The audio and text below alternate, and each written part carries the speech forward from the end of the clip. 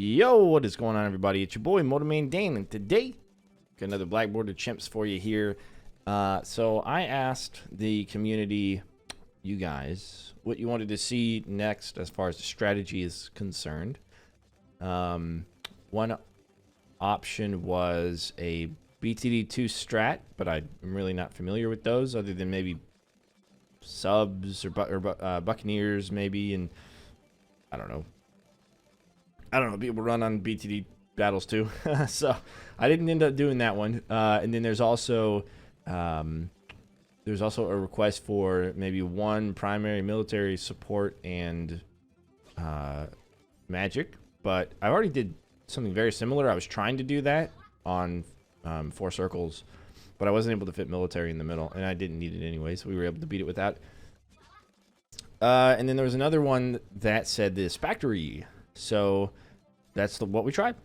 I've actually had to try this a few times. I wanted to do it without a hero, and so I started with a couple of dart monkeys to get enough money for the Spike Factory, but it just got overwhelmed. And honestly, it's the regrow balloons, because I put the Spike Factory in the back. The regrow balloons have time to regrow, and yeah, that causes problems for us. It gets a little close, I think, a few times in the later rounds, but with Sauda here, she's able to clean up a lot of those regrows, especially when she gets her level 10 ability. Then even if we accidentally create a little bit of a regrow farm, we can clean it all up, you know. So yeah, so we go for the, of course, bottom path Spike Factory.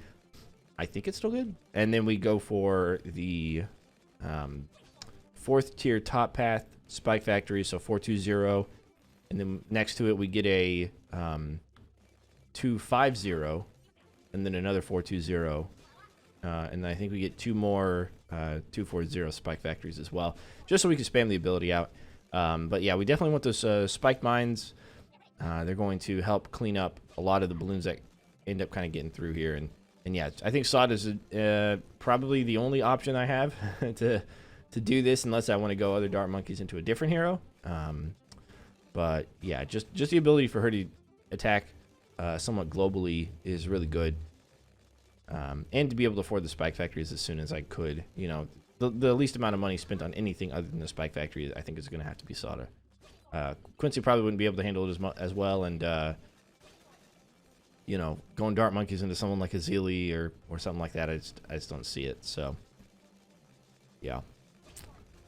Yeah, no villages or anything like that, just Spike Factories. That's what this is. So, yeah, this is going to be one of my longer videos, and it is going to be the last beginner map video, because we are now done with all the beginner maps, unless I come out with a new one. We are all done with beginner maps. So we'll be moving on to, what is it, advanced next or intermediate? We're moving on to tier 2 maps of difficulty, to blackboard those. And those are probably going to not be goofy strategies as much. It's probably going to be more of Sauda and a very particular strategy with very particular towers.